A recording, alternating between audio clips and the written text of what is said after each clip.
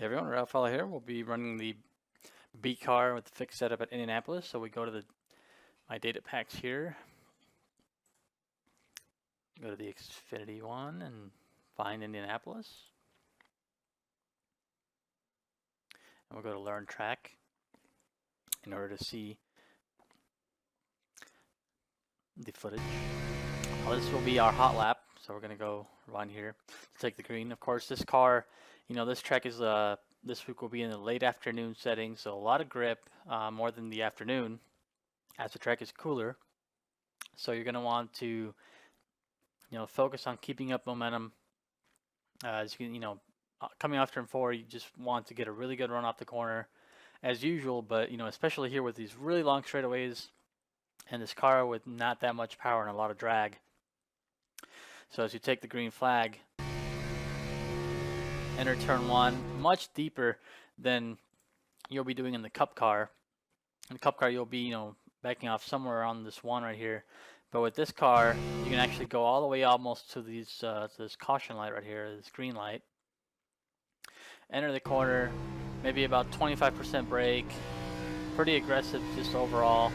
Quite a lot of wheel input as the car is quite on the tight side. Setup does not turn very well. But you can be very aggressive here, and again, very, very line sensitive racetrack, especially with the car with pretty low horsepower in comparison to the Cup car, for example. If you miss your mark, you just bog the car down and you lose a lot of speed. So you enter the corners here. Very important to put your left sides right in between this white line right here and the rumble strip. If you keep the left sides above the white line, it's basically considered almost like missing the corner. And of course, if you hit the rumble strip, there's no backing on it. It's rough and it'll upset the car for sure. So right there, very aggressive on my inputs. And that's the hot lap with the B car and fixed setup around Indianapolis. Now we're going to go to lap 10 here. So we go up to the right here, click on laps. Again, right here where it says lap 1. Find the laps. I want to find lap 10. So lap 1, as you can see right here, was a 50.83.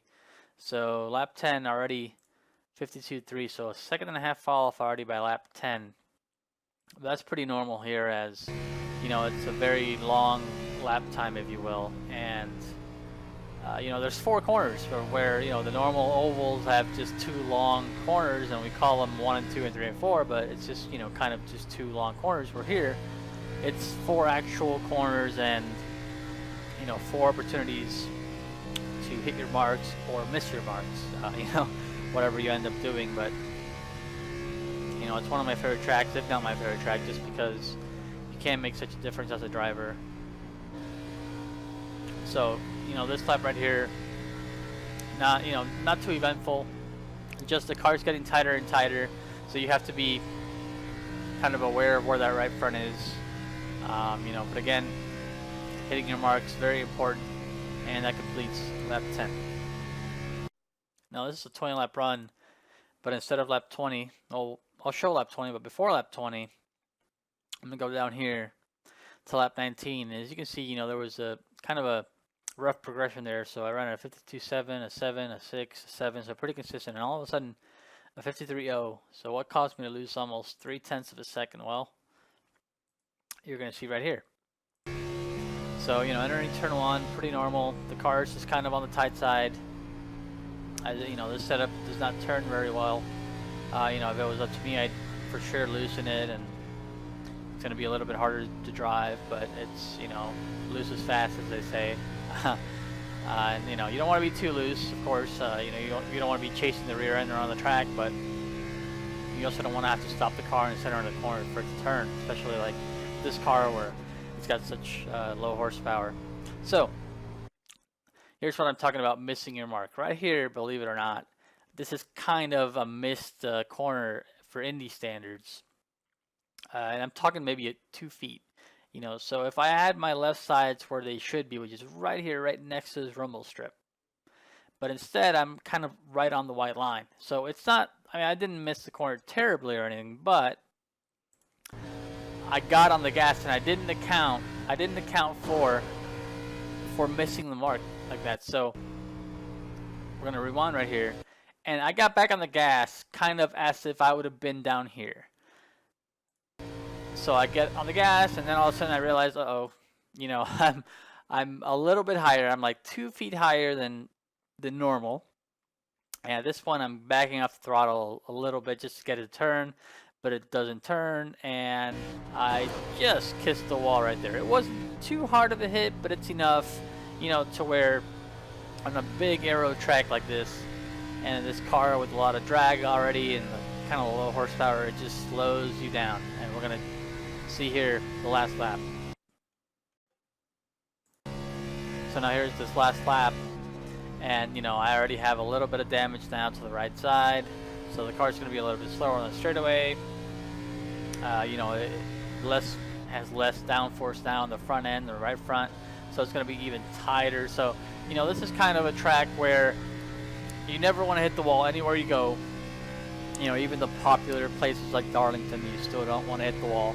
The car is optimized to be at its best shape with no damage. So that's not really much of a novel concept, but you know, some people tend to think that if you hit the wall somehow it'll be better, but it's definitely not true. But here, you know, with these long straightaways, you most definitely want to stay off the wall. But you know, overall, just a very line-sensitive racetrack. Focus on hitting your marks. Focus on keeping that left side of the car right next to that rumble strip, and you'll be just fine.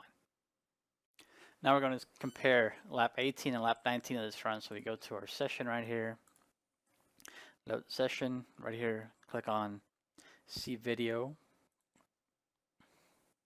and it'll pop up the screen right here with these two videos. It's just better to go up here and hit these 4 squares just to look at one video, and then the data will show comparison of both laps, but it's better to focus kind of on the better lap. So we go here, we find lap 18, which was our last lap without hitting the wall, if you will, and then we're going to go find that lap where we hit the wall, and I'm going to illustrate what happened in turn 3 specifically. So now we load the lap, we hit play, and now this is just kind of showing, and this is kind of what I'm talking about, you know, the difference between, so this highlights where the other lap is in comparison to this one. So with the other lap at this point, you know, I'm only about half a foot difference in the corner, and that's kind of where I mean where this track is very line sensitive. Whether it's the first lap of the run or later in the run, you're pretty much going to be right on, you know, within a foot of every lap. And now we enter turn 3 right here, and you'll see kind of the difference between one and the other. We go into the corner right here.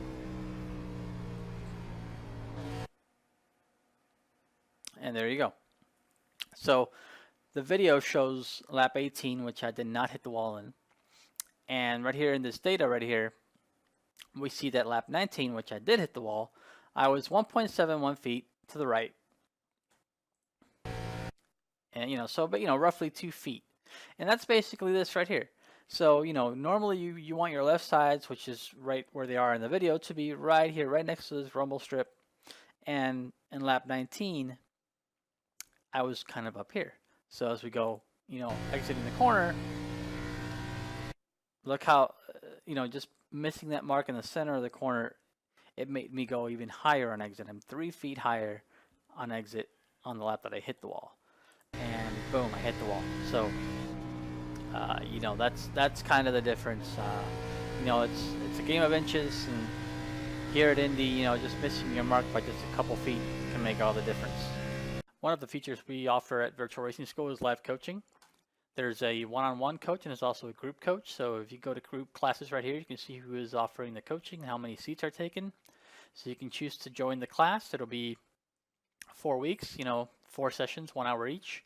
And a coach will sit with a group of drivers and critique, you know, whatever they're doing, whether it be, you know, through the analyzer or on the racetrack.